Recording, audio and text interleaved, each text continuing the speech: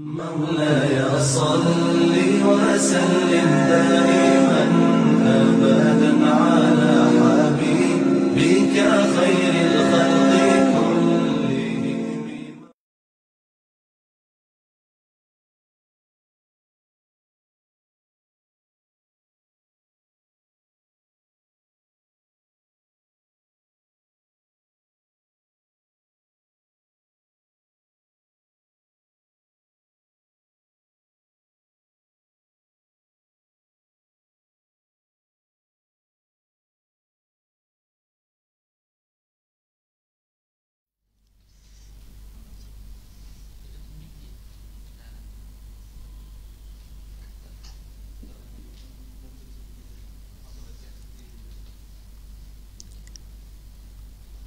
Bismillahirrahmanirrahim.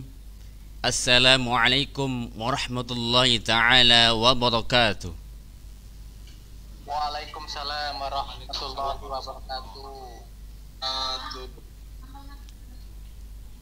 Hamdan kasiran tayyiban mubarakan fih, mubarakan alaihi rabbuna wa yardah.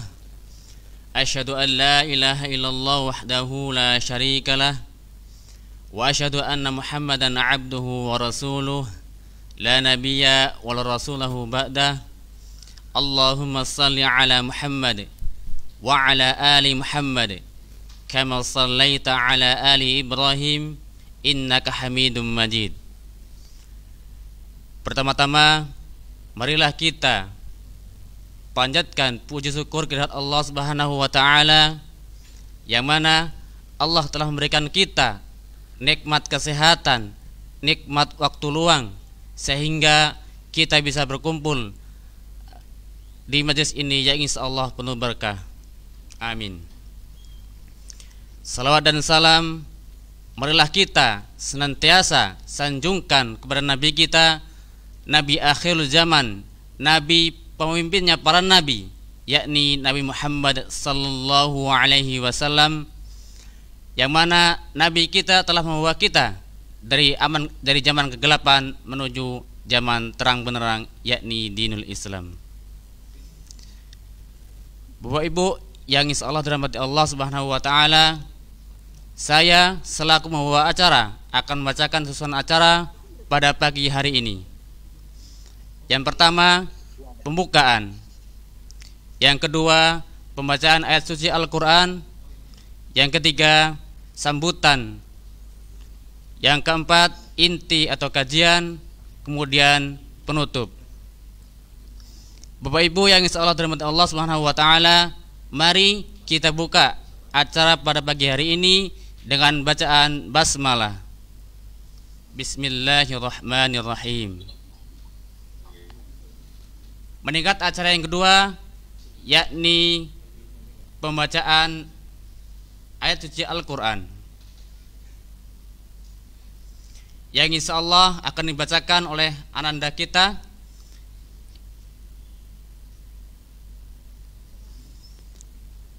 Naufal Zainul Haq. Kepada Naufal Zainul Haq kami persilahkan.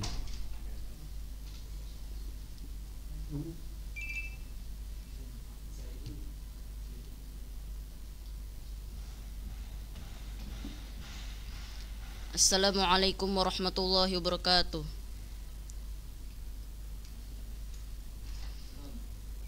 A'udzu billahi minasy syaithanir rajim. Bismillahirrahmanirrahim.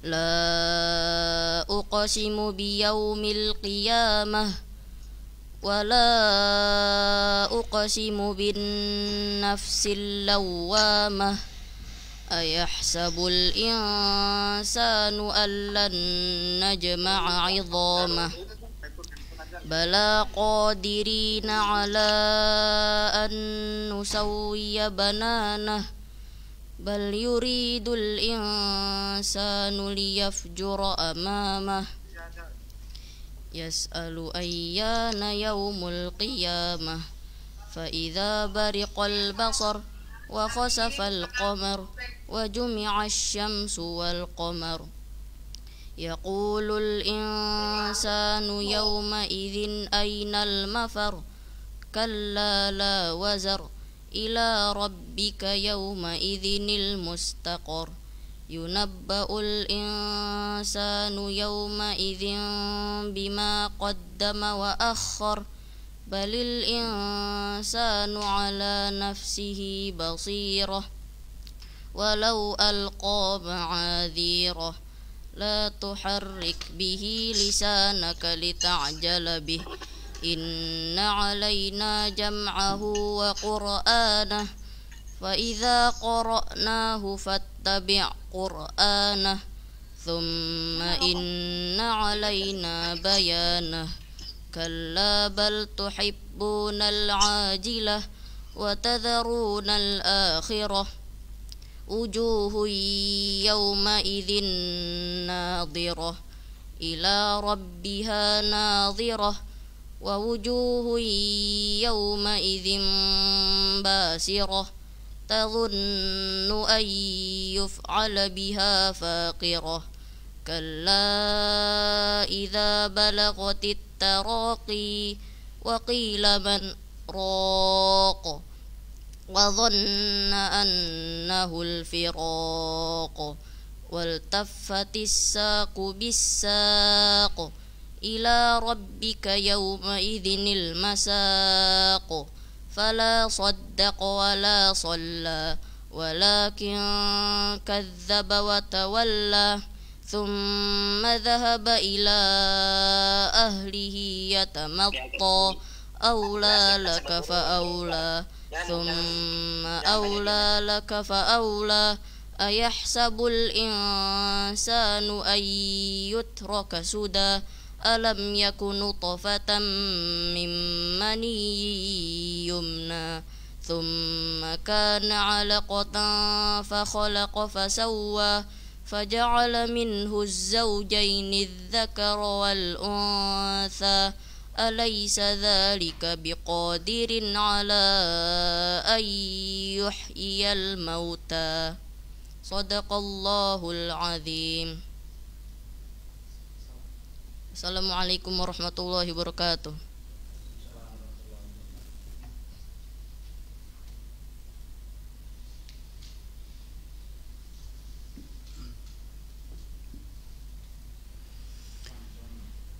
Syukran barakallahu fiik. Semoga yang mendengarkan dan membaca Al-Quran senantiasa mendapatkan pahala dari Allah Subhanahu wa ta'ala. Amin ya rabbal alamin.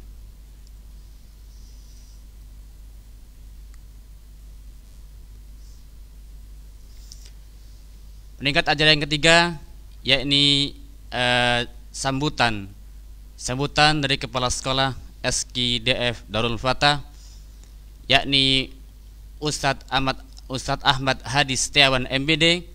Kepada Ustadz Ahmad Hadi Setiawan MBD, falyatafaddal alaihi maskur. Bersyukur kita pada kesempatan pagi hari ini, di kesempatan yang penuh berkah, kita semua mampu hadir dalam kajian virtual ini dalam rangka menunaikan tugas dan tanggung jawab kita selaku wali murid Sekolah Quran Darul Fatah.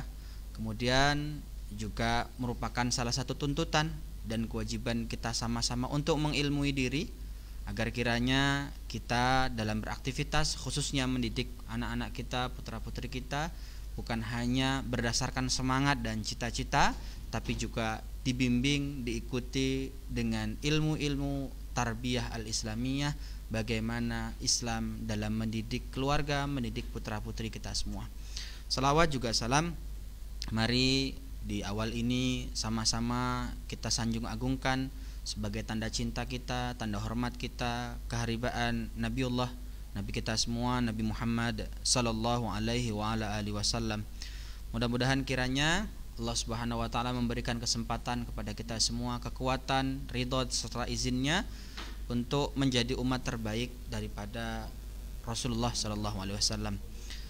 Bapak-bapak dan mungkin sebagian ibu-ibu wali murid Sekolah Quran Darul Fatah yang dirahmati Allah, pada kesempatan hari ini sebagaimana undangan yang semua sudah kita terima, bahwa kita akan mengikuti kajian rutin yang insyaallah setiap pekan diadakan di Sekolah Quran Darul Fatah. dan khusus pada hari ini yaitu berkaitan dengan peran suami dalam keluarga. Sebagaimana kita ketahui bahwa menjadi seorang suami, menjadi kepala keluarga, menjadi orang tua itu memiliki peran yang sangat urgen untuk mengarahkan mau kemana arah keluarga ini akan berlabuh. Oleh karenanya tentu tanggung jawab berat ini perlu juga diiringi, diimbangi dengan pengetahuan, pengalaman, wabil khusus pengalaman nabawiyah, pengalaman yang terbaik yang telah diajarkan oleh Rasul kita, para sahabat terbaik serta tabi'ut tabi'in tentang bagaimana menjadi suami, menjadi kepala keluarga, menjadi ayah yang terbaik bagi keluarga kita. Karena kita sadar dan yakin semua tidak ada anak yang hebat kecuali lahir dari keluarga yang hebat. Oleh karenanya tentu kami sangat berterima kasih, juga berapresiasi kepada bapak-bapak semua, abi-abi yang hadir pada saat ini, meluangkan waktu sebagai tanda kesungguhan kita semua untuk mendidik putra-putri kita untuk menjadi anak yang menjadi investasi dunia dan akhirat kita kelak. Oleh karenanya tentu kajian-kajian ini kami berharap tidak hanya diikuti hanya lewat Darul Fatah, tapi juga dimanapun yang berkaitan dengan bagaimana mendidik anak, mendidik keluarga untuk menggapai ridha Allah Subhanahu wa taala. Dan harapannya nanti kita semua mendapatkan ilmu yang bermanfaat, lalu Bapak Ibu juga diberikan waktu untuk sharing, bertanya, mengkonsultasikan fenomena-fenomena yang terjadi di tengah-tengah keluarga kita. Mengingat masa pandemi ini juga menjadi satu fenomena besar yang mau tidak mau juga menjadi satu hal yang biasa di kita, dan tentu ada akses negatif yang cukup berdampak pada kehidupan anak-anak kita, khususnya dalam dunia pendidikan. Tentu sudah menjadi hal yang umum bagaimana anak-anak kita diterpa ujian yang berat, yaitu bagaimana kita bisa membatasi putra-putri kita berinteraksi dengan gadget, dengan HP, dengan dunia maya dan lain-lain. Karena dalam sisi lain HP, gadget dan lain-lain itu menjadi satu kebutuhan primer saat ini untuk dijalankannya proses pendidikan. Maka ibarat pisau bermata dua, maka bijak-bijaklah kita semua selaku orang tua untuk bagaimana memanfaatkan alat tersebut agar kiranya dapat diambil manfaat sebesar-besarnya.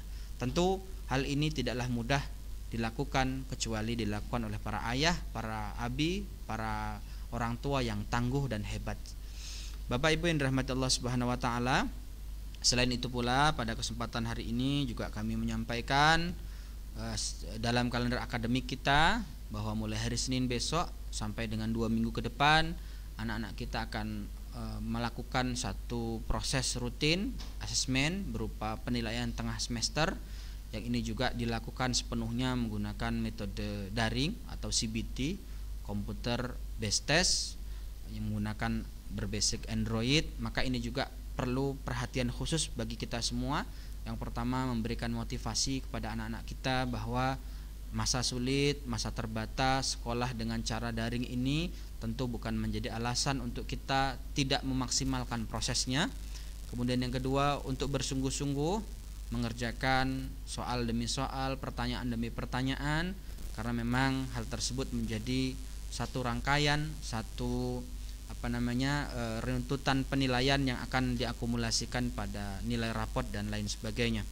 Kemudian yang tidak kalah penting dalam proses ini, karena memang dikerjakan di rumah masing-masing, tentu yang perlu ditekankan oleh Bapak Ibu kepada anak-anaknya adalah berkaitan dengan kejujuran dan integritas dalam menjalankan soal tersebut, mengerjakan soal tersebut. Karena mendapatkan nilai terbaik itu merupakan satu hal yang bagus, tapi jujur, berintegritas, melakukan dengan sempurna sesuai dengan kaidah yang ada, tentu inilah yang paling utama daripada tujuan evaluasi itu diadakan. Dan pada akhirnya kami mengucapkan selamat mengikuti kajian ini. Mudah-mudahan Allah limpahkan taufik kepada kita semua sehingga nanti di akhir kita mendapatkan satu hal yang berharga. Lebih dari itu, duduknya kita sejenak, mendengarnya kita sejenak pada kesempatan pagi hari ini, mudah-mudahan dinilai oleh Allah Subhanahu wa taala sebagai ibadah yang terbaik dan menjadi wasilah turunnya keberkahan dalam keluarga kita semua.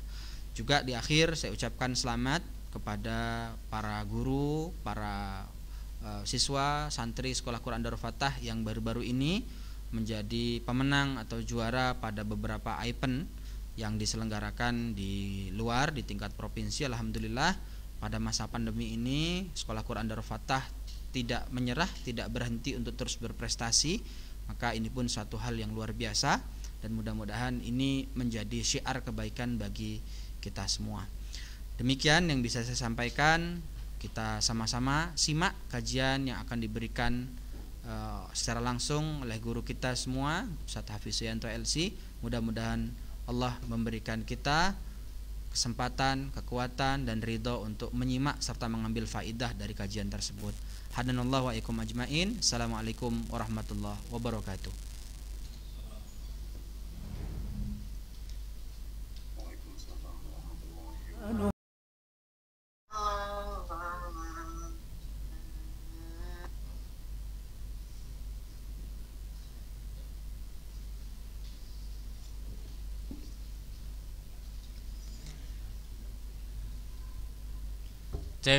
Barakallahu fikum, saya ucapkan kepada Bapak, Ibu dan kepada Kepala Sekolah Ustaz Hadi Setiawan. Semoga Bapak Ibu bisa mengambil ibrah yang disampaikan oleh Bapak Ahmad Hadi Setiawan MPDI. Meningkat ajaran yang keempat yaitu inti kajian yang sudah kita nantikan, yang insya Allah akan disampaikan oleh Ustaz Hafiz Suyanto LC. Kepada Ustaz Hafiz Suyanto LC, Waalaikum tafadhal alaikum maskura.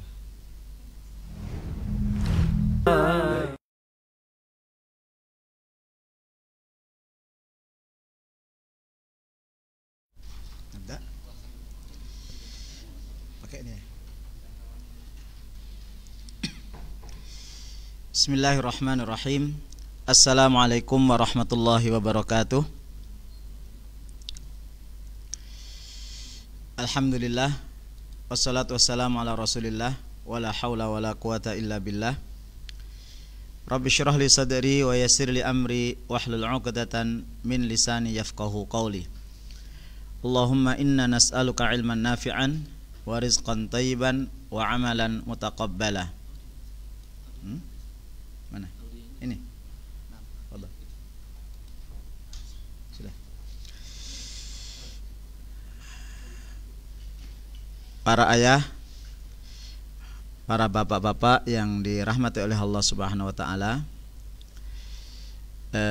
jarak tidak menjadi kendala bagi kita untuk bertemu, sebagaimana Rasulullah sallallahu alaihi wasallam punya sahabat yang jauh-jauh, ada yang dikirim ke Yaman, ada yang dikirim ke Mekah dan ke tempat-tempat yang lain, dikirim ke Eropa, dikirim ke Afrika dan seterusnya dalam rangka untuk menegakkan din, dan mereka juga tetap belajar seperti sahabat yang ada di Madinah. Nah, alhamdulillah pada pagi hari ini kita bisa bertemu dengan bapak-bapak, dan mudah-mudahan ini adalah pertemuan yang memberikan kebaikan. Nah, namun sebelum saya melanjutkan, mau tes dulu suara saya jelas nggak Pak ya? Coba. Jelas. Baik, alhamdulillah. Jelas Bi. Pagi ini kita akan membahas satu tema, yang tema itu tidak jauh-jauh dari kita, bahkan sudah melekat di hati kita, melekat dalam keseharian kita, sehingga apa yang saya sampaikan ini adalah ya keseharian kita. Kita saling berbagi, kita ini adalah suami untuk istri kita, dan kita ini adalah ayah untuk anak-anak kita. Pada kesempatan hari ini saya ingin menyampaikan bagaimana Islam mendudukkan suami. Ya, saya ulangi. Pagi ini tema kita berbicara hanya masalah suami istri. Kita tidak berbicara masalah anak. Ya, anak sudah dibahas kemarin oleh Ustadz Ari Wibowo, dan kami mohon betul kepada para bapak, para ayah untuk satu, kalau bisa mencatat materi saya. Kemudian yang kedua, kalau tidak ya nanti slide-nya bisa dibagi. Kemudian tolong apa yang saya sampaikan ini nanti disampaikan ke istri bapak-bapak. Nah, ini amanah berat, ya, amanah berat, karena kita ini kadang-kadang hebat di depan orang, hebat di depan murid, hebat di depan siswa, hebat di depan anak buah, tapi kalau di depan istri kita ini kehilangan tenaga, kehilangan kata-kata, kehilangan segala-galanya, sehingga yang ada kita ini hanya diam dan diam, sehingga kita mati kutu di depan istri kita. Nah, saya harap bapak-bapak nanti bisa minta tolong ke panitia untuk meminta slide saya. Kemudian kalau tidak bisa menyampaikan secara utuh, dibaca aja. Dibaca aja, Bu. Ini ada amanah dari Ustadz Hafi. Saya disuruh membaca materinya. Peran suami dalam Islam. Bla bla bla bla bla, sekitar 15 slide. Nah, nanti lihat reaksi istri kita seperti apa, atau reaksi kita seperti apa. Itulah potret kita sebagai seorang suami. Saya ulangi, ini amanah. Tolong nanti bapak-bapak untuk menyampaikan materi ini ke istri. Bapak Ibu yang dirahmati oleh Allah Subhanahu wa taala. Sebentar. Ya, sebentar, ini ada agak error sebentar. Skip.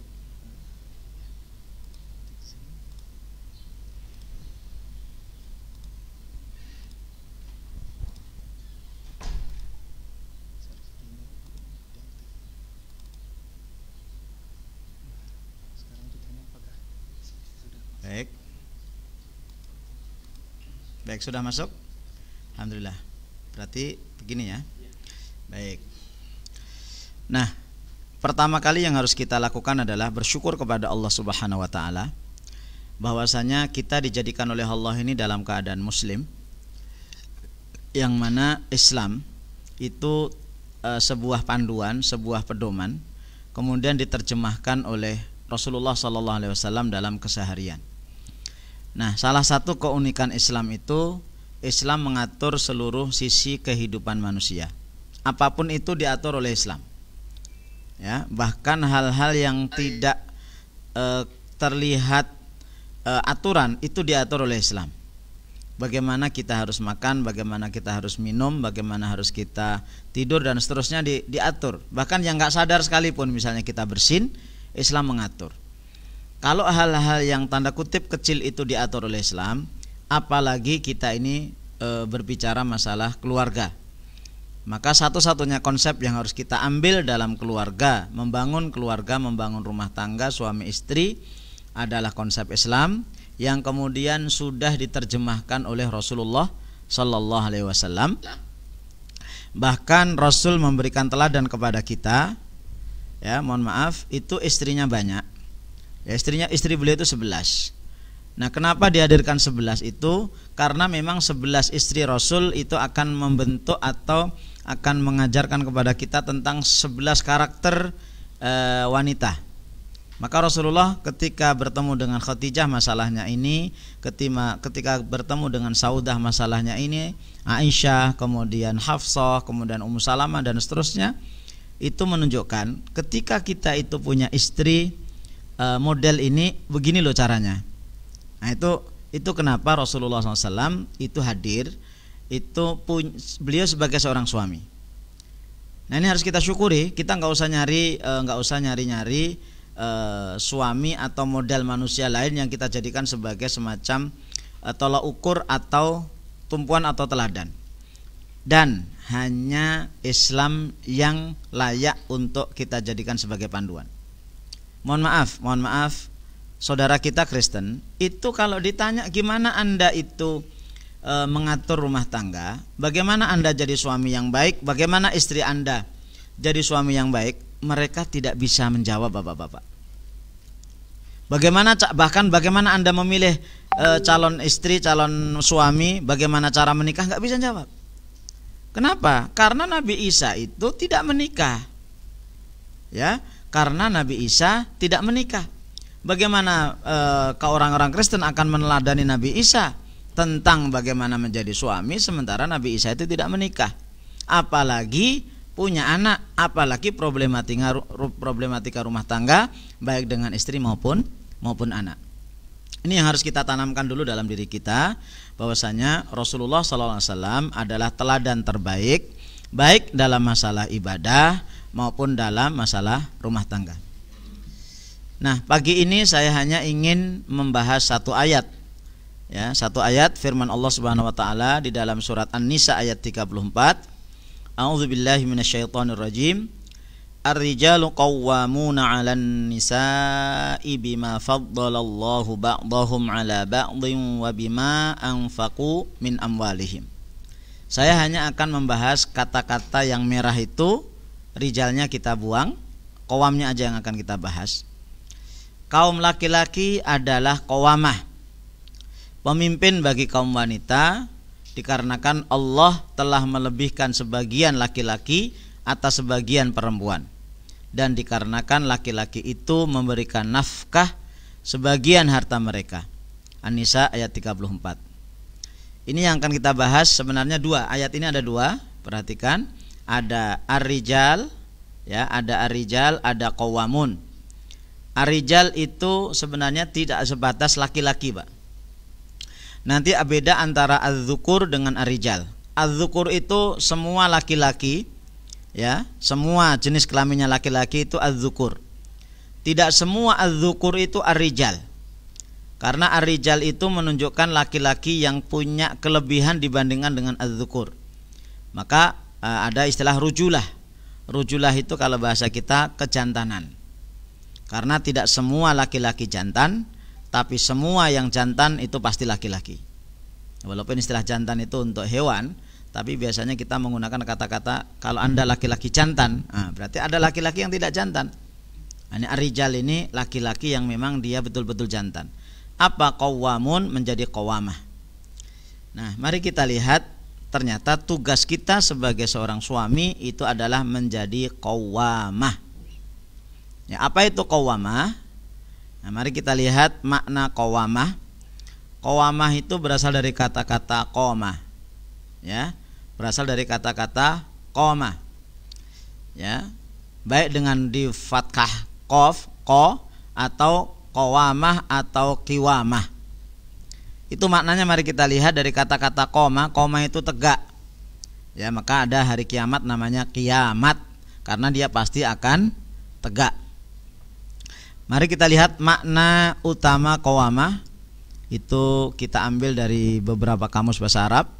Yang arti yang pertama itu adalah al-amud al-qawi, pilar kokoh yang digunakan sebagai penopang dan pengatur agar rapi. Bapak Ibu di rumah, ya, atau masjid ya terutama, itu agar bangunan itu tegak, itu pasti ada pilarnya, ada tiangnya yang itu menyangga, ya, menyangga beban yang berat. Nah, ini makna qawamah secara bahasa, pilar yang kokoh. Yang kedua, qiwam secara kasroh, qaf, qiwam itu artinya makanan yang membuat manusia bisa tegak berdiri. Kita bisa hidup salah satunya karena ada keberlangsungan makanan yang kita asup setiap hari, maka bisa kita berdiri, bisa beraktivitas. Kemudian qawam dengan fathah qawam itu artinya adil, seimbang, ya. Kunu qawwamina bil qisti syuhada, adil, seimbang, tidak ke kanan, tidak ke kiri. Kemudian ada namanya qayyim yang artinya tuan atau pemimpin. Mohon untuk dimatikan, ya, dan mohon untuk semuanya menyimak, jangan hanya menampilkan statusnya aja, fotonya aja, ditinggal kemana-mana. Niatnya lillahi ta'ala pertama. Yang kedua, yakin kalau Allah itu melihat kita. Mari kita lihat makna qawamah menurut ahli tafsir. Yaqulu Ibnu Katsir, mohon maaf ini bahasa Arab. Qala ta'ala ar-rijalu qawwamuna 'alan nisa. Ar-rajulu qayyimun 'alal mar'ah. Laki-laki menjadi pemimpin bagi perempuan. Ai huwa ra'isuha, artinya dia itu kepalanya, wa kabiruha dan pemimpinnya, wal hakim 'alaiha dan menjadi hakim. Nah, menjadi pengadil. Nih, Bapak-bapak, ini menurut Ibnu Katsir, qawamah itu artinya qayyim, pemimpin, rais, kepala, kabir, pembesar, hakim, pengadil. Terus wa muaddibuha, dan yang mengajarkan adab, idza i'wajjat, ketika belok. Menurut Ibnu Katsir, jadi suami ini tugasnya, peran suami ini banyak ternyata, Pak. Sangat banyak. Ini Ibnu Katsir. Nanti di bawah insyaallah akan kita jelaskan juga. Kemudian tafsir Al-Baydawi mengatakan ar-rijalu qawwamuna 'alan nisa. Ai yaqumuna 'alaihinna qiyamal wulati 'ala ra'iyah. Imam Baydawi mengatakan makna ar-rijalu qawwamuna 'alan nisa itu artinya dia yaqumuna 'alaihinna. Dia melayani istri qiyamal wulad, seperti para wali, seperti para pemimpin, seperti para pejabat, ala ra'iyah, yang melayani masyarakatnya. Kita ini berarti seperti camat, seperti wali kota, seperti gubernur, presiden yang melayani masyarakat. Berarti suami itu juga pelayan menurut tafsir Al-Baydawi. Az-Zuhaili, ya, ar-rajul qayyimun 'alal mar'ah, sama mirip dengan Ibnu Katsir. Laki-laki itu adalah pemimpin untuk perempuan, untuk istri. Ai huwa ra'isuha, kepalanya, kabiruha, pembesarnya, wal hakim 'alaiha, pengadil, wa muaddibuha, yang memberikan adab, memberikan budi pekerti, idza wajjat, ketika belok. Ditambah wa huwal qaimu 'alaiha bil himayati war riayah. Suami tugasnya itu adalah memberikan perlindungan dan pemeliharaan. Fa'alaihi, maka wajib bagi seorang suami, kata Zuhaili, al jihadu dunaha, bersungguh-sungguh untuk istri. Ya, oleh karena itu kenapa di dalam Islam suami dan nanti secara umum laki-laki warisannya 2 kali lipat perempuan, li'annahu huwal mukallafu bin nafaqati 'alaiha, karena dia itu yang diberi beban untuk memberikan nafkah kepada istri. Nah, kemudian terakhir tafsir As-Sa'di. As-Sa'di ini adalah gurunya Syekh bin Baz dari Saudi. Qawwamuna 'alaihinna bi'ilzamihinna bihuquqillahi ta'ala, yang mana suami ini adalah, ya, melaksanakan kewajiban-kewajiban yang Allah berikan kepada suami untuk istri. Minal muhafadzati 'ala faraidihi, kemudian salah satunya adalah menjaga kewajiban-kewajibannya. Wa kaffihinna 'anil mafasid, dan, ya, menjaga mereka, melindungi mereka dari hal-hal yang merusak. Maka tugas suami adalah menjaga istri, ya, melindungi istri dari hal-hal yang merusak istri itu. Nah, berikutnya Imam Qurtubi, ini pakai bahasa, sudah diterjemahkan bahasa Indonesia. Apa makna qawamun? Suami bertanggung jawab untuk mengurusinya, mendidiknya, meletakkannya di rumah, melarangnya berpenampilan mencolok di luar. Nih, kita lihat perkataan ulama nih, masya Allah.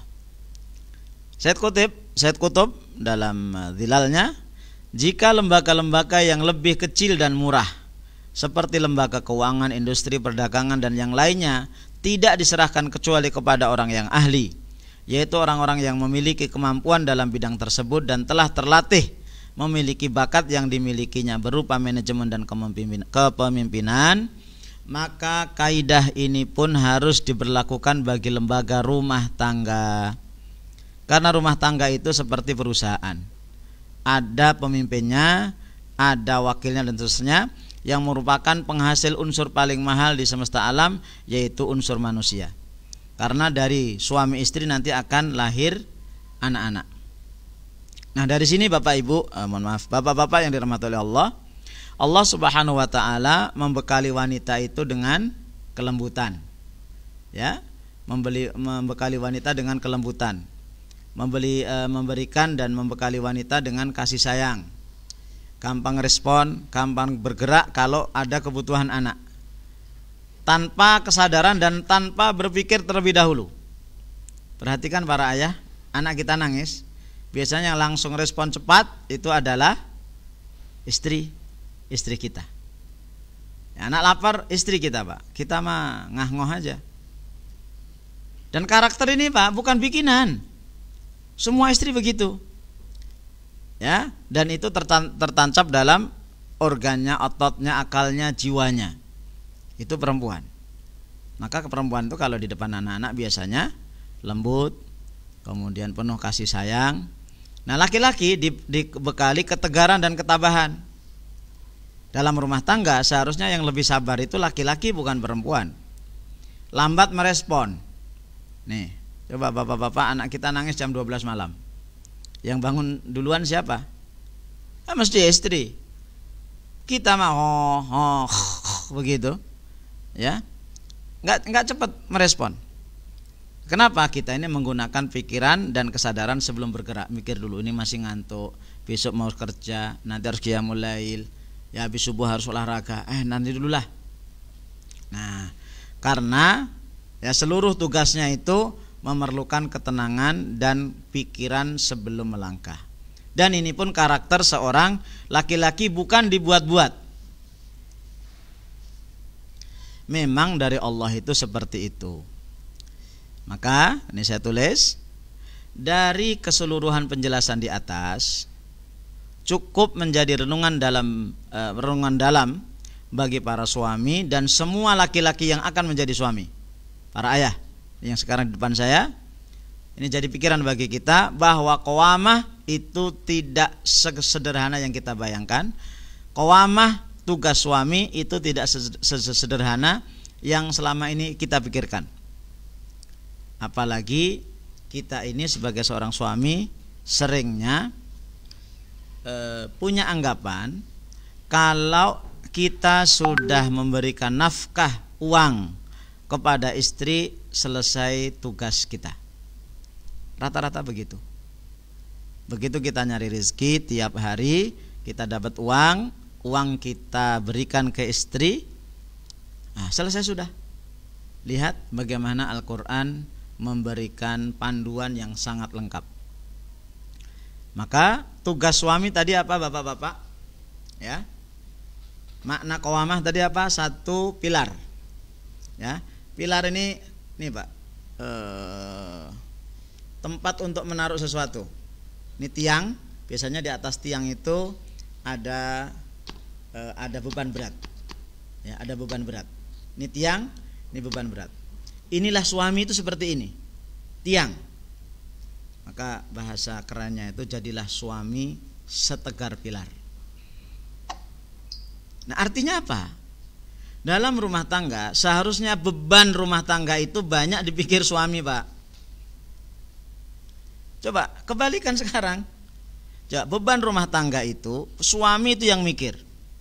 Contoh, kebutuhan rumah tangga, ya. Kemudian misalnya ketika kita sudah punya anak, itu anak-anak punya masalah, itu seharusnya suami yang mikir berat. Seharusnya suami yang mikir berat, bukan istri. Istri juga mikir berat, tapi yang mikir berat seharusnya suami. Kok anak saya sekarang itu susah untuk diajak sholat? Kok anak saya ini sekarang kok kecanduan HP? Ini seharusnya Suami yang mikirin, kita laki-laki. Nah kemudian kita ngajak istri untuk menerjemahkan pikiran kita itu. Istri kita itu sebagai penerjemah. Nah nih, seharusnya suami itu menjadi tempat bersandar.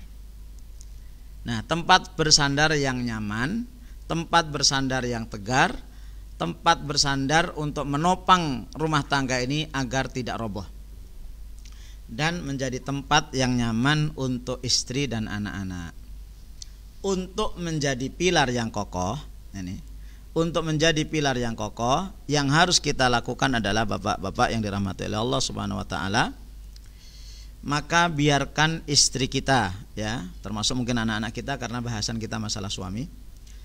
Biarkan istri kita itu ketika mengeluh, ketika lapor, ketika menyampaikan apa saja, itu kita dengar. Ya, kita dengar. Ketika seorang istri itu curhatnya kepada suami, itulah rumah tangga yang sehat. Ya, itu rumah tangga yang sehat. Ketika istrinya itu curhatnya kepada orang lain, itu enggak sehat. Apalagi curhatnya ke medsos, jauh tidak sehat. Termasuk juga kurang sehat ketika istri tidak mau curhat. Nah, ini makna qawamah. Ya, makna qawamah, kita menjadi sandaran bagi istri kita. Dan kita jangan cengeng. Pertama jangan cengeng, waduh bu pusing. Atau jangan meremehkan. Itu dua-duanya nggak boleh. Cengeng itu, aduh, ayah udah nggak kuat mikir lagi. Ayah sudah lemes, ayah sudah pusing, ayah sudah macam. Itu cengeng namanya. Atau meremehkan, itu nggak boleh. Kenapa? Ya tipe istri itu adalah butuh didengar. Misalnya gini, istri kita curhat sedikit. Kita nggak boleh mematahkan dengan kata-kata, bu kayak gitu aja diomongin, itu aib bagi kita, nggak boleh. Alah bu kayak gitu aja nggak bisa, dengerin dulu. Itulah yang namanya qawamah. Tiang bangunan itu nggak pernah membedakan bebannya berat apa bebannya ringan. Dia akan selalu, dan nggak pernah kita ada namanya tiang itu yang ngeluh, Pak. Ini yang pertama. Kemudian yang kedua, qawamah bagi suami adalah kewajiban menjadi sumber nafkah untuk keberlangsungan. Nih, nafkah yang memberi fasilitas hidup dan ketenangan bagi seluruh anggota rumah. Dan suami adalah ladang yang lapang dan hijau bagi merumputnya semua gembala. Artinya kewajiban yang kedua, makna qawamah yang kedua adalah tadi, makanan yang membuat badan itu bisa tegak. Berarti tugas mencari nafkah itu adalah tugas suami. Dan ingat, kalau ada aturan syariat yang dilanggar, pasti nanti akan berdampak negatif. Ya, pasti akan berdampak negatif. Apa? Paling parah, suami tidak punya penghasilan, istri punya penghasilan. Itu nanti akan bermasalah. Dan ketika suami punya penghasilan, istri punya penghasilan, penghasilan istri jauh lebih tinggi daripada penghasilan suami, itu kalau tidak ditata dengan baik akan bermasalah, bahkan ditata dengan baik pun bermasalah. Nanti insya Allah kita akan di lain waktu akan membahas di surat Al-Ankabut. Di sana Allah memberikan perumpamaan kepada orang-orang musyrik yang menyembah kepada selain Allah itu berupa laba-laba. Tapi di makna yang lain, itu laba-laba itu makna yang mendalam untuk kita para suami. Maka suami adalah berkewajiban untuk memberikan nafkah kepada istri. Dan istri, sekali lagi, istri tidak ada kewajiban. Artinya boleh, tidak ada kewajiban untuk mencari rezeki. Ya, kecuali misalnya mohon maaf suaminya halangan, misalnya sakit total dan seterusnya, itu nanti soal lain. Ini kita berbicara masalah yang normal. Begitu dalam Islam bapak-bapak. Maka tadi apa kata Allah? Bima faddalallahu ba'dahum.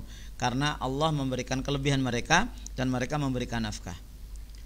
Maka qawamah kita akan berwibawa di depan istri. Salah satunya ketika kita itu bisa memberikan rizki atau nafkah. Kemudian yang ketiga, qawamah bagi suami adalah kewajiban menjadi pemimpin dengan semua makna kepemimpinan. Apa pemimpin itu kerjaannya? Merencanakan. Ya, merencanakan. Kita ini tahun 2025 kira-kira kita apa yang harus kita capai. Kemudian mengatur tugas-tugas rumah tangga. Bu, ibu begini, saya begini, ibu begini. Mengatur. Kemudian menjaga, ya, memelihara istri kita, baik secara fisik maupun non fisik. Berarti kita ini harus kuat secara fisik, menjaga kalau ada istri kita diganggu, istri kita itu diancam oleh orang-orang yang tidak baik, kita tampil, ya. Kemudian memperhatikan, ya, memperhatikan istri. Nah, biasanya suami itu minta diperhatikan oleh istri. Ya, biasanya kita ini minta dilayani oleh istri. Nah, ini Pak, mulai dikurangi pemahaman itu. Ingat, para ayah, para bapak menyekolahkan anak ke sekolah Darul Fatah bukan hanya anaknya yang sekolah, tapi orang tuanya juga sekolah. Ya, orang tuanya juga sekolah. Jadi yang menceburkan diri ke Yayasan Darul Fatah ini bukan anak-anak kita, tapi kita harus ikut gayanya. Nah, ini salah satunya adalah masalah tugas seorang suami kepada istri.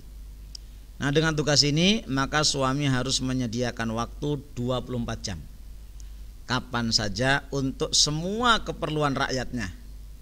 Rakyatnya di rumah, ya istri, kalau punya anak ya anak, kalau punya pembantu ya pembantu. Minimal istri dulu. Jadi bapak 24 jam siap melayani istri. Itu pemimpin yang baik. Pemimpin yang baik itu pemimpin yang selalu mikirin rakyatnya. Nah, kita ini pemimpin, istri kita ini rakyat. Rakyatnya ini butuh apa, hilang. Mohon maaf, di sini hilang.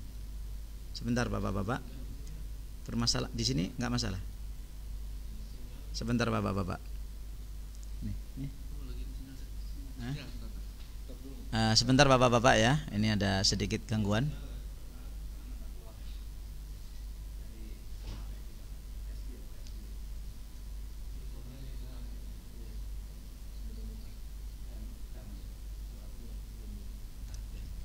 Baik, alhamdulillah, mohon maaf. Ini karena alhamdulillah banyak yang bergabung jadi agak sedikit terganggu. Nih. Fadhal, gimana caranya? Nggak kelihatan. Iya. Sebentar.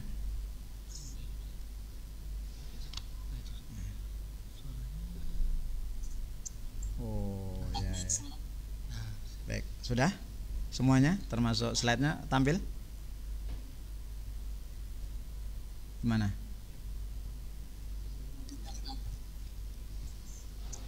Nah, mana Ustaz Adib mana? Baik, lanjut ya. Your internet connection in baik, lanjut ya. Baik. Nah, tadi apa? Sebentar, Bapak. Mana sininya? Ini apa? Ini ya, ini. Enggak fungsi ya? Apa? Jamnya mana? Ini.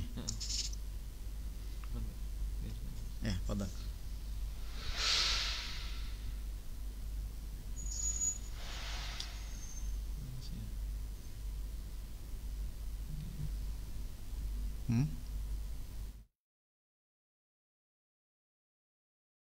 Oke, sudah ya. Baik, makasih. Mohon maaf ada kesalahan teknis karena alhamdulillah banyak yang bergabung, termasuk juga guru-guru ini pada banyak yang bergabung, jadi agak agak error sedikit. Insyaallah maafi muskilah, nggak ada masalah. Lanjut. Dan qawamah bagi suami adalah keadilan dan keseimbangan. Adil dan seimbang itu mengharuskan jiwa yang tenang, tidak emosional, berada di tengah, bertindak hanya dengan bukti dan data, tidak memutuskan kecuali dengan ilmu. Ini berat lagi. Jadi seharusnya dalam rumah tangga yang lebih tenang jiwanya, yang lebih sabar jiwanya itu seharusnya seorang suami. Tapi kenyataannya biasanya suami ini yang sering emosi. Sudah masalah rumah tangga, istri yang memikirkan, istri yang mencari nafkah, bahkan begitu ada masalah kita ini senangnya adalah senangnya itu langsung marah, senangnya langsung ngamuk dan seterusnya. Kenapa? Karena kita kurang ilmu. Ilmu menjadi suami yang baik. Ilmu menjadi suami yang baik. Lihatlah Rasulullah sallallahu alaihi wasallam, Bapak. Coba lihat Rasulullah, ini contoh. Suatu ketika Rasulullah sallallahu alaihi wasallam sudah memenuhi semua kewajiban dan kasih sayangnya. Begitu selesai sholat subuh pulang ke rumah Aisyah radhiyallahu anha, Rasulullah SAW bersabda, ya Aisyah, wahai Aisyah, hal indakum syai'? Ada sesuatu enggak? Maksudnya sarapan. Kan kita biasa seperti itu kan, pulang dari masjid sholat subuh, lihat ke dapur, Bu, ada sarapan enggak? Dan Rasulullah katakan hal indakum syai'. Syai' itu apa aja yang penting untuk ngajel perut lah. Kurma jadi, roti kasar jadi, apalah. Nah, Aisyah dia dengan lugunya mengatakan, la syai'a ya Rasulullah. Enggak ada ya Rasulullah. Rasulullah dengan segala kelebihannya beliau hanya mengatakan, idzan ana shaim. Kalau begitu saya puasa. Selesai. Nah, gimana istri enggak senang dengan tipe Rasulullah sallallahu alaihi wasallam? Coba Bapak-bapak, nafkah sudah kita kasih, kasih sayang sudah kita kasih, kebutuhan istri sudah kita kasih. Contoh kecil, kita mau minum air nggak ada, mau ngeteh nggak ada, mau ngopi nggak ada, mau sarapan nggak ada. Istri pegang HP. Nah, kira-kira apa coba? Istri main HP. Ini kalau bukan wali santri Darul Fatah, istrinya diambil dibanting itu, Pak. Tapi kalau suami-suami yang orang Darul Fatah, ya, suami-suami Darul Fatah nggak seperti itu. Oh, ya. Ini mohon maaf, bermasalah lagi ini. Ya, cepat. Sebentar Bapak-bapak, 1 menit ini dulu jaringannya.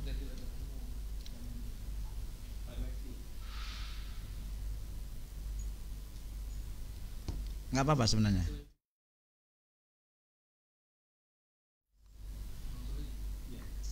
Luar masuk. Apa namanya? Sebut khairat.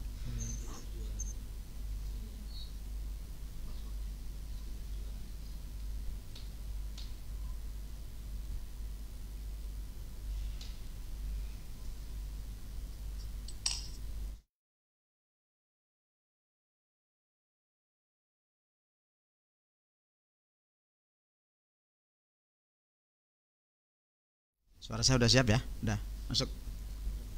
Baik, Bapak-bapak, mohon maaf. Jadi berarti tugas kita ini adalah sebagai penyeimbang dalam rumah tangga. Slide-nya sebentar Bapak ya. Ya sebentar para ayah. Ini slide-nya alhamdulillah belum katanya.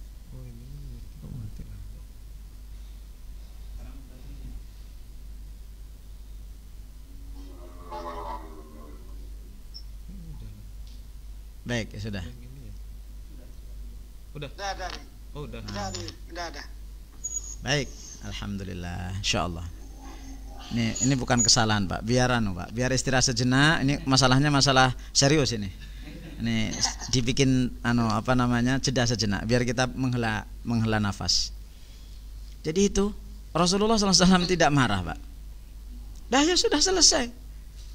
Dan tidak berbuntut panjang. Ibu ini apa sih? Apa sih kerjaannya?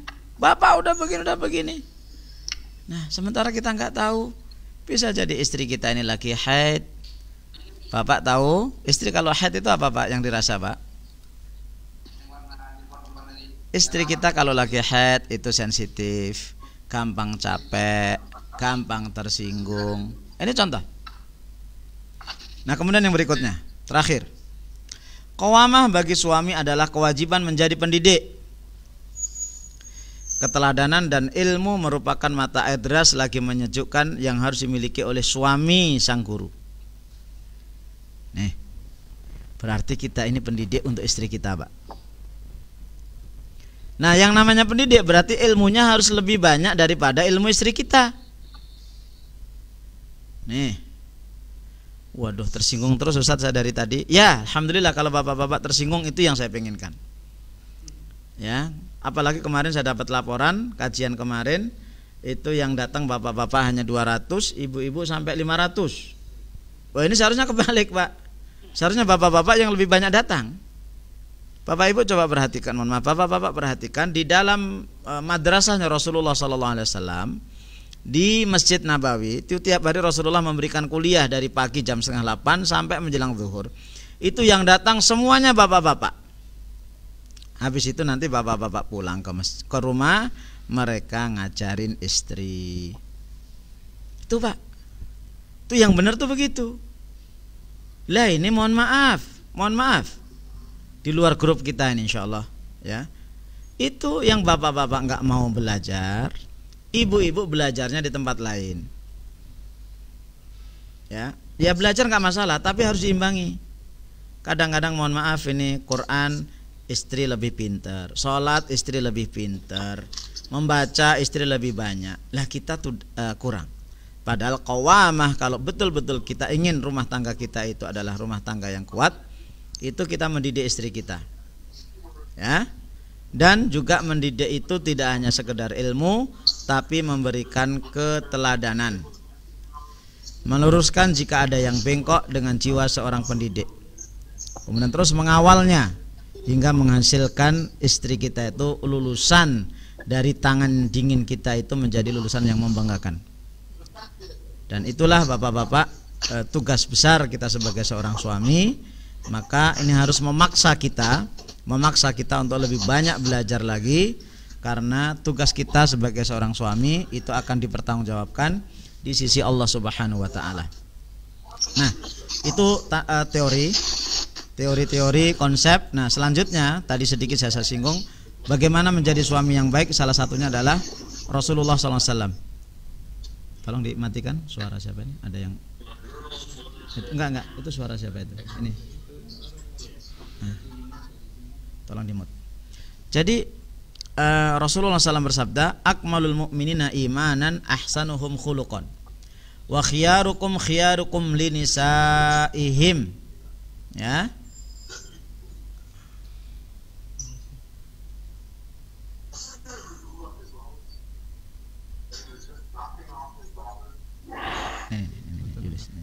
Biar saya jadi hostnya.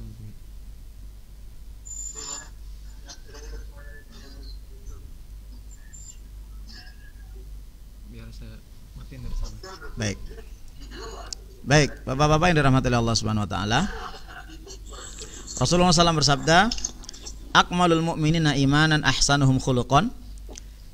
Orang mukmin yang paling sempurna imannya adalah orang yang akhlaknya baik-baik. Nah, akhlak yang paling baik apa standarnya nih? Wa khiyarukum linisaihim. Orang yang paling baik, orang yang pilihan di antara kalian adalah orang yang paling baik untuk istrinya. Maka bapak-bapak jangan merasa bangga, jangan merasa hebat ketika sukses di luar, ketika sukses di kantor, sukses di dewan, sukses di bisnis, tapi dengan istrinya tidak sukses. Tapi banggalah bapak-bapak, banggalah para ayah wali dari sekolah, dari anak-anak sekolah Quran yang dengan istrinya walaupun di luar biasa aja, tapi dengan istrinya masya Allah luar biasa baiknya. Ya. Nah, kemudian sebagai terakhir, apa yang harus kita lakukan? Nih, apa yang harus kita lakukan? Satu, bapak-bapak, pastikan rizki kita ini halal. Tadi saya sampaikan tugas suami itu adalah mencari rizki, harus dipastikan rizkinya itu halal. Ketika rizki kita itu haram, pasti akan berpengaruh kepada istri dan anak-anak kita. Salah satu penyebab istri susah diatur, anak susah diatur adalah rizki yang kita berikan, rizki yang haram. Nah, dilihat lagi profesi bapak-bapak halal apa haram. Kemudian yang kedua, mendidik istri. Suara siapa itu, Pak? Mohon Bapak untuk yang masih hidup tolong di ininya dimatikan. Udah, alhamdulillah. Ya. Mendidik istri. Mendidik istri itu caranya gimana, Pak? Ini ikutin saya, Pak. Ikutin trik saya. Ikutin trik saya, nanti dipakai, Pak. Saya betul-betul ingin, wallahi ingin keluarga besar sekolah Quran, para ayah, para bunda, saya ingin semua dari kita itu romantis. Oke? Bapak-bapak pengen jadi suami romantis, Pak? Oke? Gampang, Pak. Ikutin nasihat saya. Nih, sekaligus mendidik. Bapak-bapak yakin tiap hari Jumat pasti mendengarkan khutbah Jumat. Mau terima, mau nggak terima, mau cocok dengan khotibnya, nggak cocok dengan khotibnya, mau ngantuk nggak ngantuk, mesti dengar. Nah, dengarkan khutbah itu intinya apa? Nanti malam Sabtu ba'da isya ngomong sama istri dan komandan, kita panggil istri kita komandan, nggak apa-apa. Lapor dan nggak masalah. Lapor dan tadi ayah sholat Jumat di Masjid Al-Islam. Tadi khotibnya Ustadz Iwan Ansori. Temanya tentang bagaimana mendidik anak. Demikian laporan yang bisa saya sampaikan. Terima kasih. Laporan selesai. Bisa ngomong di depan istri seperti itu, Pak, nilai 7. Tuh, berapa tadi? Setengah menit ya? Ngomong itu dulu, Pak. Ini mukadimahnya. Nah, itu yang pertama. Lapor dan tadi ayah sholat Jumat di Masjid Nurul Iman. Khatibnya Ustadz Ahmad Hadi Setiawan. Temanya tentang bagaimana sabar menjadi seorang suami. Dalilnya firman Allah.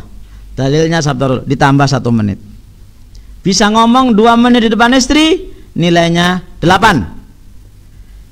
Nah, nilainya 8. Dan bapak-bapak bisa ngomong di depan istri lebih dari 10 menit, nilainya 10. Angkat topi saya, Pak. Angkat tangan saya. Hormat saya kepada mereka. Dan lihat, Pak, respon istri kita, Pak. Nih, Bu, Bapak mau ngomong. Jawaban istri, ngomong apa? Disengap dong, ngomong apa? Nggak jadi, Bu. 0 nilainya. 0. Ini, Pak, mendidik istri, Pak. Ya. Jadi tolong ini dicoba. Dan nanti kalau Bapak sudah biasa ngomong di depan istri, Pak. Wih, Masya Allah, Pak.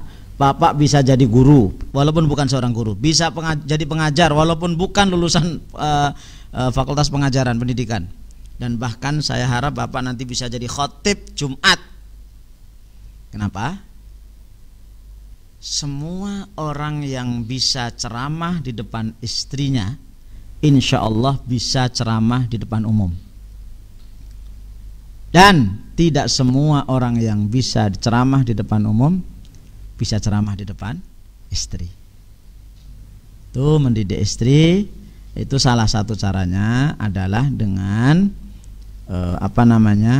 memanfaatkan ilmu yang baru kita dapat terima. Maka kata Allah Subhanahu wa taala dalam surat An-Nur, laki-laki itu sholatnya ke masjid, Pak. Nanti di masjid dapat apa, dibawa oleh-olehnya ke rumah. Itulah nur, cahaya rumah tangga itu begitu. Ya, begitu sholat berjamaah, ya, nuansa sholat berjamaah itu dibawa ke rumah. Ada kultum dibawa ke rumah, sampaikan ke istri. Dan kalau kita sudah terbiasa itu dengan istri, insya Allah nanti dengan anak nggak ada masalah. Nggak ada masalah dengan anak. Kenapa? Kuncinya kita, Pak. Kuncinya di kita. Bukankah Imam Ibnu Qayyim Al-Jauziyah mengatakan, aktsarul aulad innama fasaduhum min qibalil aba. Ya, anak-anak rusak, ya rumah tangga rusak itu sumber utama itu di para suami, bukan di istri. Nah, ini kenapa? Mendidik istri. Itu kewajiban kita, Pak. Ya, terus mendidik itu bukan berarti ngajar formal, Pak, ya. Jangan nanti habis itu nanti malam bapak-bapak ketemu istri, bismillahirrahmanirrahim, assalamualaikum warahmatullahi wabarakatuh, hamdalah, salawat, istriku yang terhormat, mari kita buka pengajian malam ini dengan baca basmalah, bismillah. Enggak begitu juga. Judul malam hari ini adalah, enggak juga gitu, santai aja. Dan istri, Pak, itu kalau diajak ngobrol 5 menit, dia bisa ngobrol sampai 2 jam. Dan itu betah. Dan itu yang membuat beban istri itu akan hilang. Betul, Pak, ya? Coba, Pak, coba, Pak. Saya ingin semua para ayah di sini romantis. Yang ketiga, menjadi teladan bagi istri. Ya, menjadi teladan bagi istri. Teladan itu artinya panutan, contoh yang baik, itu teladan dalam segala hal. Bukan berarti kita harus segala-galanya, Pak. Kalau bisa segala-galanya alhamdulillah. Tapi kalau nggak bisa, pasti kita ada kelemahan. Pasti kita ada kelemahan, Pak. Tapi kita bisa menjadi teladan yang memang itu harus dilakukan. Mulai dari cara mengucap kita, ya, cara ucapan kita, cara gerak-gerik kita, cara duduk kita, cara marah kita, itu menjadi teladan bagi istri. Kenapa? Rumusnya begini, Pak. Anak itu kalau nggak bisa diatur, itu biasanya karena ibu kita, istri kita itu gini. Anak itu kalau tidak patuh sama orang tuanya, itu sumber utamanya adalah karena istri tidak patuh sama suami. Istri tidak patuh sama suami, sumbernya karena suami tidak patuh kepada Allah. Begitu, Pak. Urut-urutannya begitu. Saya ulangi. Anak itu susah diatur, anak itu tidak patuh, tidak taat kepada orang tua, itu karena ibu nggak patuh sama bapak. Anak-anak lihat, oh ibu itu ternyata berani ngeyel sama bapak, itu nanti ditiru. Nah, ibu itu, istri itu anak itu tidak patuh karena istri tidak patuh sama suami, istri tidak patuh sama suami. Ya, istri tidak patuh sama suami karena suami tidak patuh kepada Allah. Ini kunci, Pak, kunci hidup. Maka seburuk apapun dan seberat apapun istri kita itu, mohon maaf, kurang taat sama kita, anak-anak kurang taat sama kita, kuncinya kita satu, Pak, perbaiki dulu kita. Ya, perbaiki dulu kita, Pak. Insya Allah, ya, insya Allah. Mohon maaf, pengalaman pribadi juga saya pernah merasakan. Itu nanti setelah sebulan, 2 bulan, 3 bulan, ya, itu dengan sendirinya Allah akan gerakkan hati istri kita, hati anak-anak kita untuk mendengar apa yang kita ucapkan.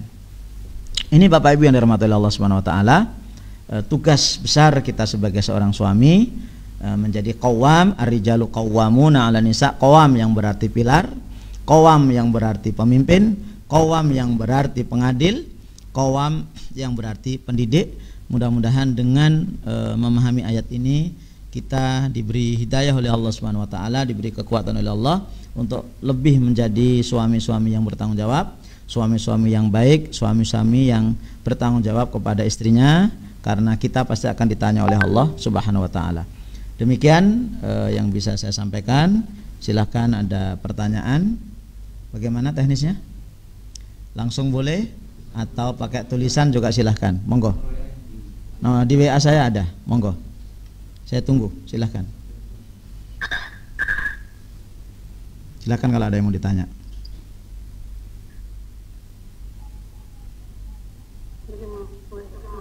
Ini ada permintaan, mohon dikirim slide ini ke WA. Bisa ya?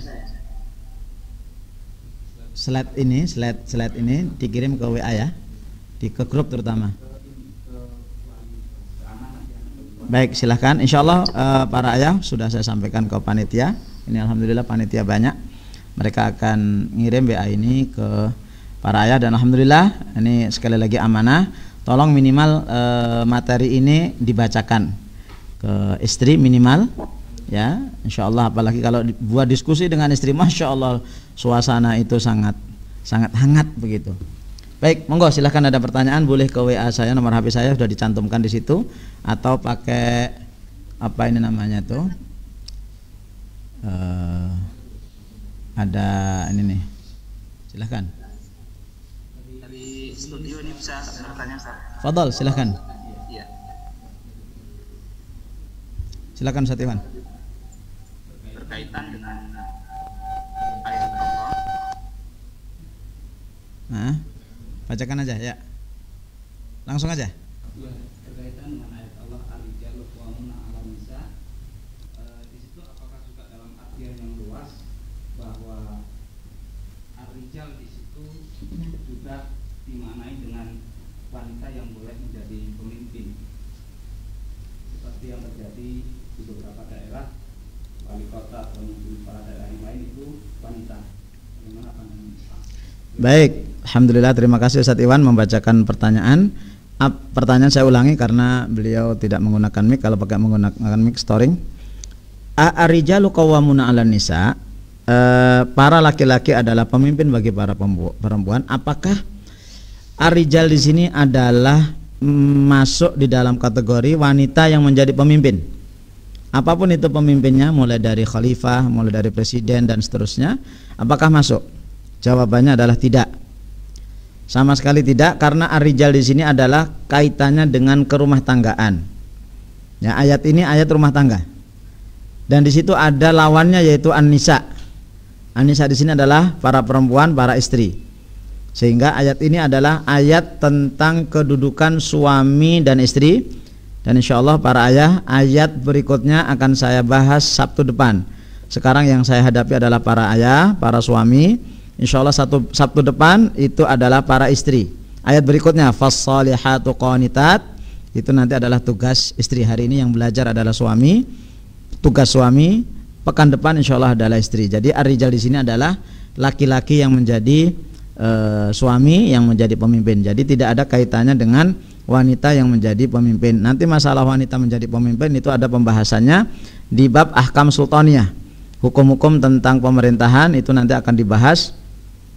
Bagaimana sikap atau Islam memandang seorang wanita itu menjadi pemimpin. Begitu jawaban saya. Silahkan yang lain. Silahkan. Baik. Jika ada perbedaan pendapat antara istri dan suami, pendapat mana yang dipakai dan siapa yang harus mengalah? Jika ada, ini pertanyaan di Facebook. Jika ada perbedaan antara suami dan istri, pendapat mana yang dipakai? Alhamdulillah. Jadi biasa Bapak Ibu, kalau suami punya pendapat, istri punya pendapat, itu biasa aja. Kalau pendapatnya sama, saling mendukung, alhamdulillah, selesai.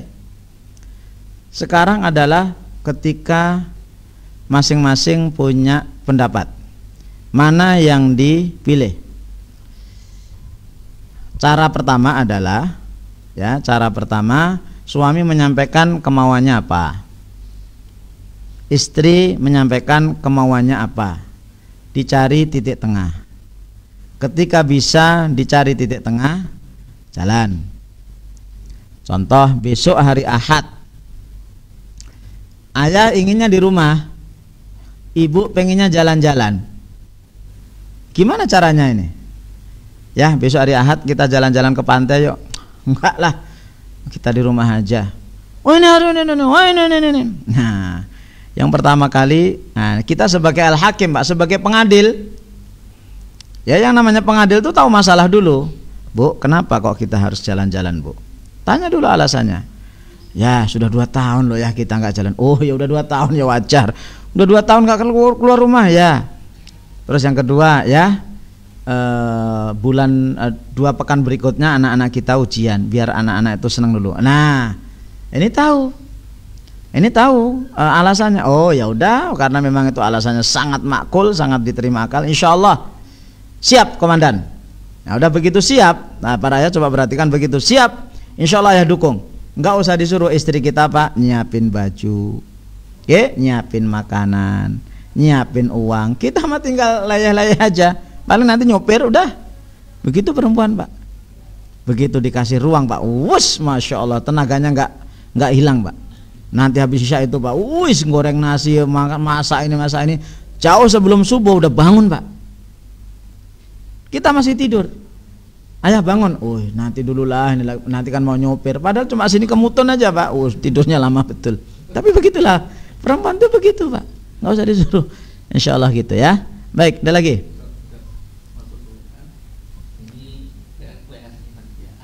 Baik. Saya mau bertanya cara menghibur istri yang baru saja ditinggal anak kami yang baru lahir 3 hari. Istri saya selingkuh setelah menurut pencerahannya. Baik, ini cara menghibur istri yang anaknya meninggal. Pertama, ini sudah ada contohnya, tinggal copy paste. Ya, sudah ada contohnya, tinggal copy paste. 1. Rasulullah SAW itu anaknya 7, Pak. Nih, anaknya 7. Ya, Al-Qasim, Zainab, Ruqayyah, Ummu Kulthum, kemudian At-Tahir, kemudian Fatimah, kemudian Ibrahim. 7. Dari 7 ini, Pak, yang meninggal di waktu kecil 4. Semua anak laki-laki. Al-Qasim, kemudian At-Tahir Abdullah, kemudian siapa? Ibrahim. Mohon maaf, 3. Yang laki-laki 3 meninggal. Meninggal, Pak. Rasulullah siapa nggak sedih? Maka salah satu penyebab turunnya surat Al-Kautsar itu karena saat itu anak Rasulullah waktu di Mekah meninggal dunia. Itu Rasulullah diejek, Pak. Sudah anaknya meninggal, Rasulullah diejek-ejek oleh orang Quraisy. Batara Muhammad, Muhammad putus. Kenapa? Semua anak laki-lakinya meninggal. Berarti silsilahnya hilang. Rasulullah sedih. Pertama sedih karena anaknya meninggal, yang kedua sedih karena diejek-ejek. Tapi begitulah Allah menghibur Rasulullah SAW dengan inna a'tainakal kautsar fasholli li rabbika wanhar inna syani'aka huwal abtar. Wahai Muhammad, kami sudah memberi kamu nikmat yang besar. Berarti para ayah, para bunda yang anaknya meninggal, lihat nikmat yang lain yang Allah berikan kepada kita. 1 itu. Yang kedua, nih, lihat lagi, Pak. Jadi kita ini tinggal copy paste, Pak. Semua masalah yang kita hadapi sudah ada contohnya sebelumnya. Tinggal copy paste. Contoh. Yang kedua, Rasulullah SAW suatu saat di Masjid Nabawi bertemu dengan seorang bapak-bapak yang gandeng anaknya. Nah, Rasulullah tanya, ini siapa? Anakku ya Rasulullah. Beberapa hari berikutnya, si bapak tadi enggak gandeng anaknya. Rasulullah negur, loh, anak kamu yang kemarin mana? Meninggal ya Rasulullah. Apa kata Rasulullah SAW? Tidak ada seorang anak laki-laki, tidak ada seorang anak yang meninggal sebelum balik, melainkan dia sudah menunggu orang tuanya di surga manapun yang dimasuki. Tidak ada hiburan yang lebih daripada hadis ini, para ayah. Ini para ayah, ini itu ilmu, Pak, ilmu. Jadi ayah bunda yang anaknya meninggal sebelum balik itu dijamin masuk surga. Nah, begitu kita mau masuk surga manapun, kita ketemu sama anak kita. Masya Allah. Jadi meninggal 3 hari, 1 bulan itu sangat sedih, ya, sangat sedih. Tapi itu tidak boleh berlarut-larut, ya, tidak boleh berlarut-larut. Kemudian juga dibacakan, ini cara menghiburkan, ya, cara menghiburnya dibacakan itu ayat dan hadis tentang kesabaran itu ada di kitab Riyadhus Shalihin. Saya berharap bapak-bapak di rumah ada kitab Riyadhus Shalihin. Baik, itu. Kemudian ini ada pertanyaan masuk. Bagaimana kunci untuk mengalah dan lebih mendengarkan istri? Terkadang kita merasa istri terlalu mengatur kita. Masya Allah. Ini nggak bisa sekali pertemuan ini. Gimana jawabnya? Gampang. Lihat Rasulullah. Itu, Pak. Rasulullah ini pernah mau diatur oleh istrinya, Pak. nanti Bapak buka di surat At-Tahrim. Ya, itu surat itu, ya ayuhan nabiyyu ya ayuhan nabiyyu lima tuharrimu ma halallahu laka tabtaghi mardata azwajika wallahu ghafurur rahim. Itu kaitannya dengan istri Rasulullah yang bernama Aisyah sama Hafsah radhiyallahu anhuma, yang melarang Rasul ini ke rumahnya Safiyah, dalam riwayat yang lain ke rumahnya Maria Al-Qibtiyah. Tanda kutip kan diatur ini, Pak. Diatur. Ya, bahkan sampai mereka berdua itu mengatakan, ya Rasul, engkau habis makan ini ya, habis makan yang bau gitu ya, Pak, saya lupa namanya apa itu, pohon apa gitu ya, udah nggak ada jengkol di sana. Itu ini mesti habis dari rumah ini, enggak gitu ya. Nah, turunlah ayat surat At-Tahrim ayat 1 sampai terakhir. Jadi kuncinya ya. Kuncinya satu, kalau istri itu banyak ngomong, alhamdulillah Pak. Itu memang fitrah perempuan itu banyak ngomong. Ya, kalau banyak ngatur, ini masalah. Tergantung yang diatur apa dulu. Ya, yang tergantung yang diatur apa dulu. Kalau yang diatur itu adalah kebaikan ada aturannya, naruh anduk di sini. Ayah, habis makan begini, ini ya itu baik. Tapi kalau mengatur yang nggak baik, ya kita sebagai pemimpin harus al-hakim, harus memutuskan.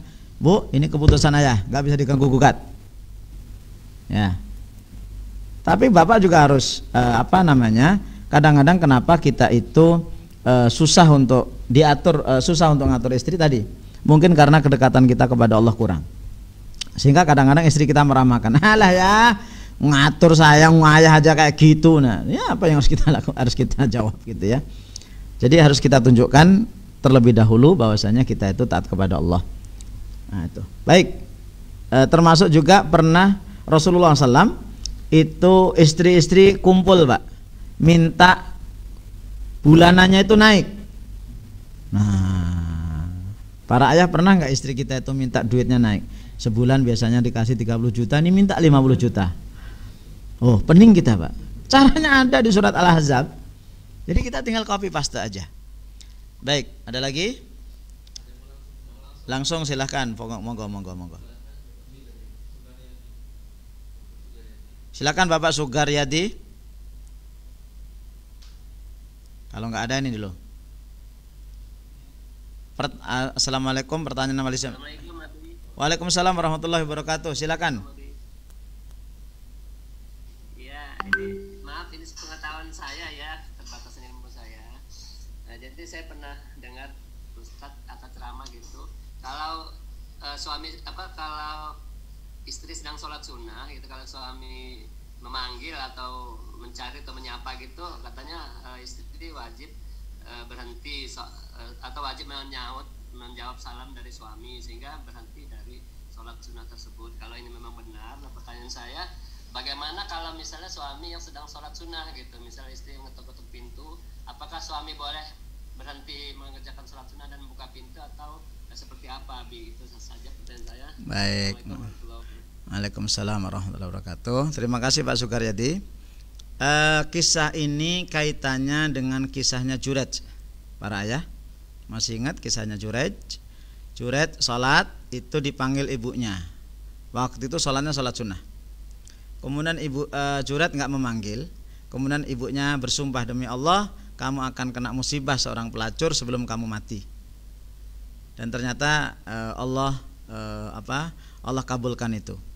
Ini kenapa panggilan ibu adalah memenuhi panggilan ibu adalah kewajiban, sementara sholat sunnah itu bisa dibatalkan.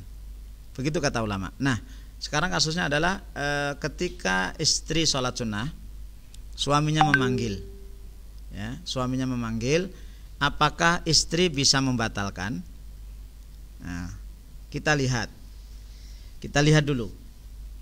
Pertama, ketika memang suami itu mendengar, istri mendengar dan yang memanggil itu suami, ya. Tapi belum tentu, bisa jadi nanti yang memanggil bukan suami. Itu yang pertama. Kemudian sebelum masuk ke sana ya. Yang kedua, ya suaminya juga jangan asal menang sendiri, ayah. Ini ayah nih yang manggil ini. Enggak boleh juga begitu menang sendiri. Namanya suami diktator. Suami diktator dalam Al-Quran banyak disebutkan. Siapa? Fir'aun, itu suami diktator. Yo, Bapak mau jadi Firaun nih. Nah. Waduh, Firaun ini wah kacau. Iya. Itu nanti ada kisahnya tentang istrinya yang bernama Asiyah. Baik. Nah, ini mohon maaf jangan tersinggung, Pak ya. Kalau tersinggung alhamdulillah. Yang mau menangnya sendiri. Loh, orang itu kalau sudah menunaikan kewajiban, insya Allah dengan sendirinya haknya akan dapat. Ya jadi kalau mengetuk pintu nggak dibuka, ya udah kita husnudzon. Kedepankan husnudzon dalam rumah tangga. Mungkin istri sedang mandi, mungkin istri dengan saat lagi ngurusin anaknya, mungkin istri sedang sholat, bisa jadi sholat wajib atau sholat sunnah. Itu ya. Nah kemudian kita husnudzonnya tunggu aja dulu paling 5 menit 6 menit, di luar kita bisa membaca buku, bisa membaca Quran dan seterusnya. Dan ini saya yakin para ayah sering melakukan seperti merasakan itu gitu ya. Nah kemudian yang kedua, para istri ya lihat dulu suaminya ini tipe pemarah atau bukan. Tapi ketika suami ini tipe pemarah, gampang emosi, sholat sunnah ya ditinggal aja Pak, sholat sunnahnya ditinggal ya. Kemudian buka, habis itu mohon maaf ayah, tadi ibu sholat sunnah, nah gitu ya. Dan tentunya juga ada, kalau bisa ya ada kesepakatan dalam rumah tangga itu. Jadi tidak serta-merta sholat sunnah batalin nanti nggak jadi nanti. Selalu ayahnya kalau masuk rumah mesti pas ibunya sholat sunnah, itu nanti ganggu juga. Tapi secara umum ya ditinggal. Baik, ini ada pertanyaan dari mana? Bagaimana cara membujuk istri kalau ngambek diem aja? Nah, waduh, ini susah juga ini. Istri kalau ngambek diem aja. Introspeksi ya, introspeksi. Satu, ini kira-kira masalahnya apa ya. Kita para ayah itu begitu istri kita itu diem Pak, ya saya juga ngerasa Pak, bukan hanya saya juga ngerasa, dan itu biasa aja. Istri kita diem beberapa jam aja kita pusing loh Pak. Apa kira-kira? Bisa jadi satu para ayah, kita pernah mengucapkan sesuatu yang menyinggung istri kita. Terlebih istri kita sekali lagi lelah, haid, woi masya Allah, akhir bulan lagi, waduh, sudah lelah, haid, akhir bulan, habis semuanya, ya wajar, ya. Kemudian itu yang pertama. Kemudian yang kedua, ya ketika istri ngambek diem aja ya, jangan langsung ibu ada masalah apa, jangan gitu. Bikin apalah, bikin ucapan-ucapan, kok masih diem aja, ya belilah apa yang disenangi istri. Istri misalnya senangnya mobil Fortuner, beliinlah mobil Fortuner. Guyonannya begitu ya. Kemudian itu ya, jadi bisa jadi itu kesalahan kita. Jadi otomatis kita ya meminta maaf terlebih dahulu. Bisa jadi juga salah paham. Sebenarnya maksudnya dua-duanya baik. Salah paham. Contoh ini saya. Pernah istri saya itu nyapu, kemudian sampahnya itu taruh di pojok, ditutupi sapu. Nah, saya datang, ya Allah, masa nggak diselesaikan? Kemudian saya ambil seroan, kemudian saya sapu. Istri habis itu gitu ya. Ya Allah, ada apa ini? Ini maksudnya baik, istri itu maksudnya baik karena dia mau melakukan yang lain dulu ternyata. Ya saya maksudnya juga baik, biar cepat selesai. Nanti kalau datang anak-anak disapu, di over lagi, kerjaan lagi. Oh itu ternyata hanya salah paham, udah selesai. Itu ya. Baik. Yang kedua, bagaimana cara berbakti pada suami yang sudah wafat? Nih, ada dua. Yang pertama, ketika, mohon maaf ini agak sensitif ya. Kalau suaminya sudah wafat, ibu bisa dua hal yang dilakukan. Itu ibu tidak menikah. Yang kedua, ibu menikah. Itu nanti bab kita bahas antara menikah dan gak menikah. Ketika suami sudah wafat, yang harus dilakukan adalah satu, kebaikan suami yang ada di rumah tangga itu dilanjutkan. Suami kebaikannya apa? Salat malam. Suami kebaikannya apa? Bangunin istri, atau misalnya tilawah Quran. Itu cara pertama. Kemudian yang kedua ya mendoakan almarhum ya, dengan doa-doa Rabbana ighfir lana wal ikhwanina alladzina sabaquna bil iman, Allahumma ighfir li zauji, siapa namanya, Allahumma ighfir lahu warhamhu wa'afi wa'fu anhu, dan seterusnya didoakan. Kemudian yang ketiga, ngurus anak-anak ketika memang anak-anaknya sudah ada. Ya, kemudian yang terakhir, mertuanya jangan sampai putus ya. Mertua kita artinya orang tua almarhum suami. Kemudian minta maaf dijelaskan apakah anak yang meninggal bayi wajib akikah? Wah, ini melebar tapi saya jawab singkat. Anak yang meninggal itu apakah diakikahi? Jadi anak itu bapak-bapak asal dia sudah ditiupkan roh itu sekitar 120 hari. Setelah itu kalau anak meninggal, baik meninggal di dalam kandungan atau sudah keluar kemudian meninggal, baik meninggalnya sebelum tanggal 7 dari kelahiran atau lebih, itu sunahnya tetap diakikahi. Ya, tetap diakikahi. Karena yang menjadi standar adalah roh yang sudah ditiupkan ke badan anak itu. Jadi sebaiknya diakikahi, dan akikah yang paling baik adalah hari ke-7, kalau tidak bisa ya hari berikutnya, ke-14 dan seterusnya. Masih ada? Ya baik, terakhir.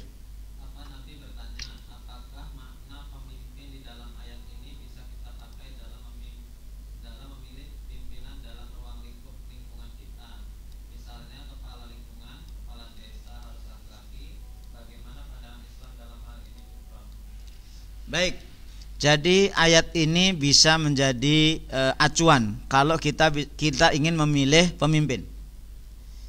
Pertama, kalau para ayah ingin memilih pemimpin siapapun, pemimpin apapun ya, pemimpin itu yang ada kekuasaan, mau takmir masjid, mau RT, mau pimpinan dalam perjalanan safar ada pemimpinnya, itu lihat dulu bagaimana dia memimpin rumah tangga. Kalau memimpin rumah tangga itu baik, insya Allah memimpin yang lain itu juga akan baik. Ya, tapi kalau memimpin rumah tangga tidak baik, itu tidak baik. Contohnya apa? Ada di sejarah ada. Umar bin Khattab itu pernah datang seorang laki-laki dari Bani Aslam, seingat saya dari Bani Aslam, itu minta jabatan jadi pemimpin di kabilahnya. Umar bin Khattab suatu saat mengiyakan. Nah, ternyata si calon pemimpin ini, pemimpin kabilah itu datang ke Madinah, ke rumah Umar bin Khattab. Saat itu Umar bin Khattab sedang bercanda dengan anaknya dan menciumi anaknya. Kata calon pemimpin ini, "Ya Amirul Mukminin, ada apa ini? Engkau ini pemimpin besar, kok bercanda sama anak-anak? Kok menciumin anak-anak?" "Ya," kata Umar, "saya mencium anak-anak karena Rasulullah juga mencium anak cucunya."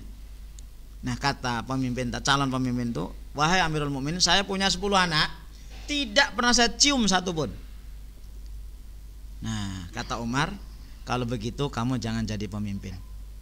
Bagaimana kamu akan menyayangi masyarakatmu kalau kamu tidak bisa menyayangi anak-anakmu? Gagal Pak nggak jadi pemimpin Pak." Itu bisa dijadikan sebagai acuan.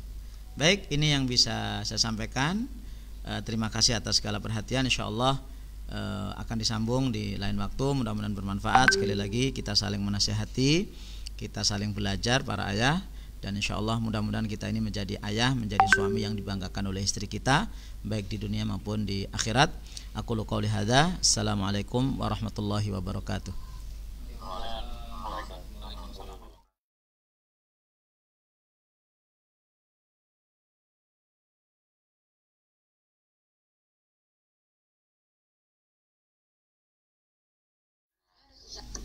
Baik, barakallahu fikum, saya ucapkan kepada Ustaz Hafi dan kepada bapak-bapak sekalian. Sebelum saya tutup, saya pribadi apabila ada kata yang kurang nyaman di hati antum semuanya, saya minta maaf sebesar-besarnya. Mari kita tutup dengan lafaz hamdalah dan doa kafar majelis. Alhamdulillahirabbil alamin, subhanakallah bihamdika, asyhadu an la ilaha illa anta, astaghfiruka wa atubu ilaik. Assalamualaikum warahmatullahi wabarakatuh.